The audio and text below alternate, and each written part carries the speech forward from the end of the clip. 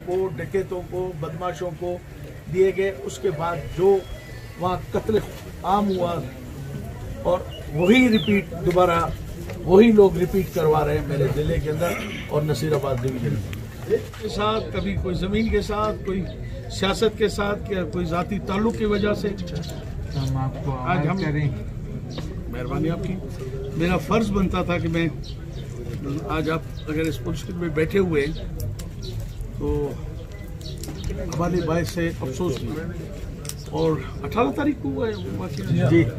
ये वाक़या वैसे बलूचिस्तान की तारीख का सबसे पार्लिमानी बदतरीन वाक़या था और ऐसे होना नहीं चाहिए था, इस नौयत पे पहुंचना नहीं चाहिए था।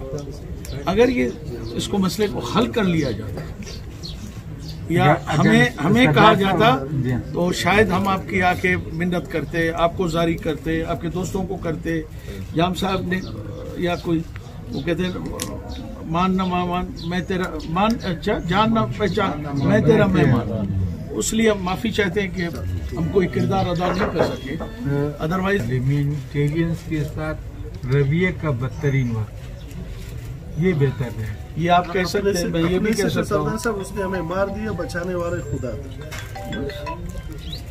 नहीं होगा। बख्तरबंद गाड़ी से किसी को मारना कुचलना तो इससे आगे फिर मजाक खत्म हो जाएगा। 4 बजे का टाइम था, सुबह 10 बजे से जो पुलिस का रवैया हमारे साथ। तो एक कोने में एक आदमी कंबल ओढ़ के कोने में बैठ रहा है, तो एक फरिश्ते ने दूसरे को कहा कि यार ये बहुत बड़ा गुनाहगार है, ये इसको आग भी नहीं चला।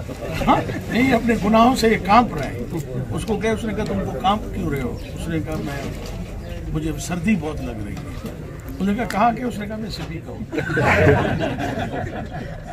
तो भाई हम तो वहीं के हैं, हमारे लिए तो अयाशी है।